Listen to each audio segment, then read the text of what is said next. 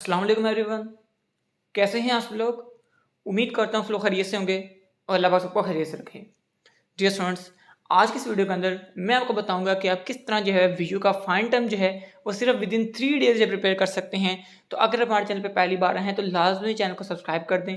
अगर वीडियो अच्छी लगे तो शेयरिंग लाजमी करिएगा। लास्ट वीडियो जो है मैंने 1 मंथ पहले अपलोड की थी, उसके बाद मैं काफ़ी ज़्यादा मसरूफ़ हो गया था, जिसकी वजह से मैंने कोई भी वीडियो अभी तक अपलोड नहीं की। तो काफ़ी ज़्यादा कमेंट्स आए हुए थे जिसको मैंने अभी आज खोल के देखा है। तो इंशाल्लाह इनके ऊपर विद इन 1 और 2 डेज़ वीडियोस जो है अपलोड हो जाएंगी। इसके अलावा जिस चीज़ के ऊपर भी आप चाहते हैं मज़ीद वीडियो आए वो आप मुझे कमेंट करके बता सकते हैं। ये सारे के सारे कमेंट्स जो है मैंने रीड कर लिए हैं।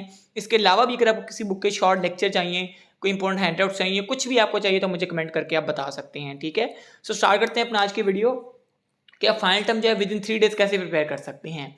देखें, मैं आपको किसी एक बुक के बारे में नहीं बताऊंगा, मैं आपको बताऊंगा कि आप किस तरह जो है वो हर एक बुक जो है विद इन 3 डेज़ प्रिपेयर कर सकते हैं।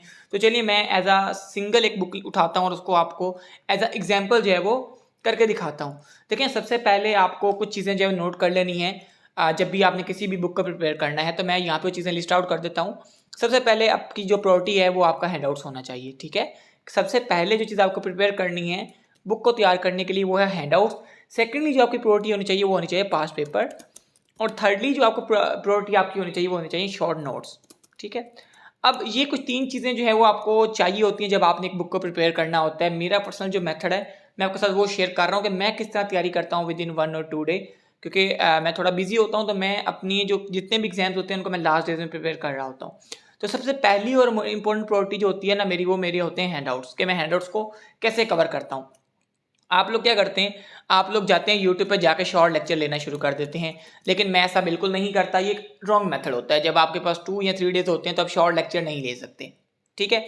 अब कोई बंदा हो सकता है जो आपको, जैसे मैं पढ़ाता हूँ, मैं ये नहीं कह रहा कि मैं बहुत अच्छा पढ़ाता हूँ, बस मैं आपको ये कह रहा हूँ कि मैं इस तरह पढ़ा रहा होता हूँ स्टूडेंट को कि मैं within 1 day, within 2 hour, within 3 hour में स्टूडेंट को ऑलमोस्ट पूरा सिलेबस पढ़ा रहा होता हूँ, ठीक है?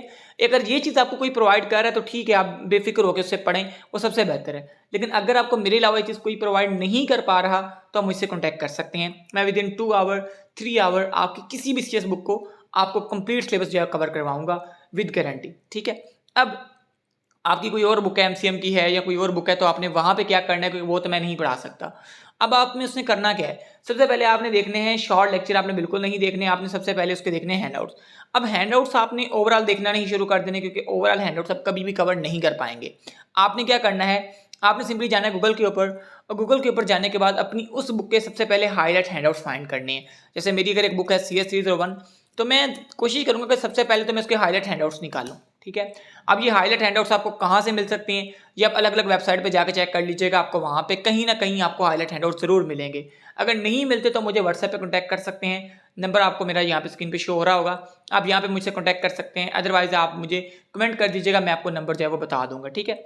अब ये मैंने हैंडआउट्स डाउनलोड पे लगा दिए हैं, ठीक है? अब मे बी ये हाईलाइट हो, आई डोंट नो कि ये हाईलाइट है नहीं है, बट यहाँ पे लिखा हुआ है कि ये हैंडआउट्स हाईलाइट है, तो मे बी ये हाईलाइट हो।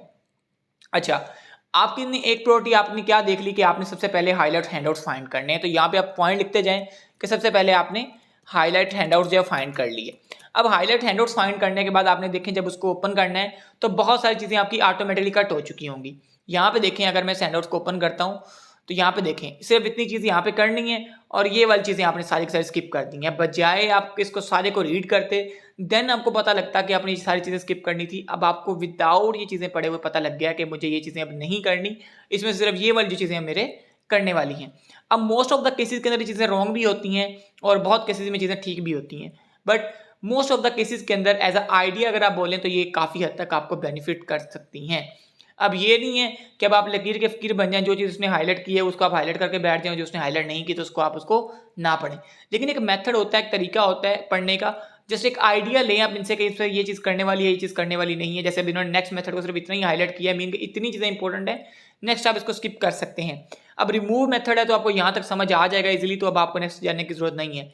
इस तरह उसने फाइंड मेथड का यूज़ किया है, मतलब कि जो जो चीज़ें मेन थी जिससे आपको एक आइडिया मिल जाता, एक टॉपिक कॉन्सेप्ट मिल सकता था, उसने वो चीज़ें आपके लिए हाईलाइट की हुई हैं, ठीक है? तो ये एक सबसे पहला मेथड याद रखें, जब आपने किसी भी चीज़ को प्रिपेयर करना होता है तो आप उसकी हाईलाइट चीज़ों को देखें कि कौन सी चीज़ें यहाँ पे मेनली हाईलाइट की गई हैं। जब आप वो हाईलाइट वाली चीज़ें पढ़ लेंगे तो एक तरह का आपका जो हैंडआउट्स होगा वो आप रीड कर चुके होंगे। अब ये हैंडआउट्स रीड करने में आपको नॉर्मली लगेंगे ज़्यादा से ज़्यादा 2 दिन, ठीक है। फर्ज करें आपके 2 डेज जो है यहाँ पे रिक्वायर हो गए हैंडआउट्स को रीड करने में। अगर इसी की बरक्स आप एक कंप्लीट हैंडआउट्स रीड करते तो कम से कम आपको 5 दिन लगते, ठीक है। मेरे ख्याल में कम से कम 5 दिन रिक्वायर होते हैं अगर आप एक पूरा हैंडआउट्स को पढ़ते हैं, बट अगर आप हाईलाइट हैंडआउट्स को पढ़ते हैं तो ज़्यादा से ज़्यादा आपको 2 दिन लगते हैं, ठीक है। ये मैं फिर भी खैर ज़्यादा बता रहा हूँ। तो अगर मैं टोटली 3 डेज में भी इसको पूरा करना चाहूँ तो मुझे आती है सेकेंडली बात मेरी पास पेपर की। पास पेपर मुझे कौन से करने चाहिए? देखें, मैं पिछली काफ़ी वीडियोज़ में बात कर चुका हूँ कि जब आपने हैंडआउट्स करने होते हैं उसके बाद जो आपने पास पेपर करने हैं वो आपने हमेशा मुआज़ और वकार के करने हैं। तो मैं पास पेपर फाइंड करूंगा यहाँ पे। पास पेपर फाइनल टर्म मुझे चाहिए क्योंकि मेरा फाइनल टर्म चल रहा है, तो मैं फाइनल टर्म लिख के सर्च कर लूँगा। सॉल्ट बाय मुआज़ कर लें, सॉल्ट बाय वकार कर लें, ये भी आपको इसी वेबसाइट से मिल जाएंगे। तो आप यहाँ पे जाकर चेकआउट कर लीजिएगा। मैं इस पर क्लिक करता हूँ और इसको मैं न्यू टैब में ओपन कर लूँगा, ठीक है। ये ओपन तो नहीं होगा डायरेक्टली क्योंकि ये माइक्रोसॉफ्ट एज नहीं है, ये क्रोम है। तो अभी ये मुझे इसको डाउनलोड करना पड़ेगा। डाउनलोड करने के बाद ये मेरा सिंपली मैं इसको ओपन कर लेता हूँ, ठीक है। अब ये देखिए मेरे पास ओपन हो चुका है। अब यहाँ पे क्या है, जब आप ऑलरेडी अपने हाईलाइट हैंडआउट्स को रीड कर चुके होंगे तो आपको काफ़ी हद तक इन चीज़ों का कॉन्सेप्ट मिल चुका होगा। अब बजाय इसके कि आप शॉर्ट क्वेश्चन या शॉर्ट नोट्स की तरफ आएँ, सबसे पहले आप अपने पास पेपर के एमसीक्यूज़ को देखें। एमसीक्यूज़ अगर आप यहाँ पे गौर करें तो ये 2010 के एमसीक्यूज़ इसके अंदर इंक्लूड किए गए हैं। आपने क्या करना है, आपने जैसे इससे एक आइडिया लेना है कि बेसिकली ये एमसीक्यूज़ एक्चुअली उठाया किस टॉपिक से गया है। जैसे ये वाला टॉपिक जो है वो लीफो से उठाया गया है। लीफो डाटा स्ट्रक्चर क्या होता है, तो आप इसको यहाँ पे कॉपी करें। कॉपी करने के बाद अब यहाँ पे जाकर जरा चेकआउट करें कि लीफो होता क्या है। तो अभी मैं इसको लीफो लिख के सर्च करूँगा तो ये मुझे दिखाएगा। डाटा स्ट्रक्चर आगे लिखूंगा तो ये नहीं दिखाएगा मुझे, ठीक है। सो यहाँ पे मुझे लीफो का एक कंप्लीट टॉपिक मिल गया है कि लीफो क्या एक डाटा स्ट्रक्चर है। ये देखें स्टैक के अंदर मैं यूज़ करता हूँ लीफो। इसके अलावा यहाँ पे की होगी जिसके अंदर मैं यूज़ करूँगा फीफो, यानी कि फर्स्ट इन फर्स्ट आउट, और लीफो लास्ट इन। जो हमारे पास फर्स्ट इन होगा फर्स्ट आउट होगा, जो लास्ट पे इन होगा वो लास्ट पे आउट होगा। तो यहाँ पे स्टैक और क्यू का एग्जांपल दी गई है। ये देखें लेक्चर नंबर हमारे पास 5 है। तो ये जो टॉपिक्स हैं जो आपको यहाँ पे दिए गए हैं आप इनको ध्यान से पढ़ें, ठीक है। अब इनफिक्स एक्सप्रेशन क्या होता है, पोस्ट फिक्स क्या होता है, प्रीफिक्स क्या होता है, ये ऐसे टॉपिक हैं जहाँ से आपको मसली 2 से 3 एमसीक्यूज निकल रहे होते हैं।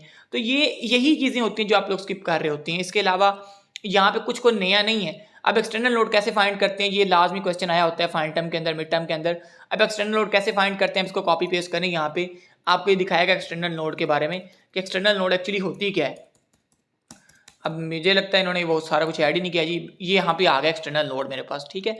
अब एक्सटर्नल नोड के अंदर n+1 करते हैं और यहाँ पे देखें एक्सटर्नल नोड का उन्होंने सारा आगे बताया हुआ है। इसके बाद इंटरनल नोड का भी आपको बताया होगा।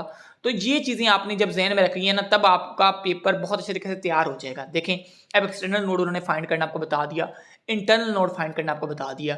अगर आप यही सिर्फ पास फाइल को पढ़ रहे होते तो आपको इसका कोई आइडिया नहीं मिलता आगे इंटरनल नोड कैसे निकालते हैं, कितने एक्सटर्नल नोड हो तो कितने इंटरनल नोड बनते हैं, कितने इंटरनल नोड हो तो कितने एक्सटर्नल नोड बनती हैं। तो ये चीज़ें जो होती हैं वो आप लोग स्किप कर रहे होते हैं।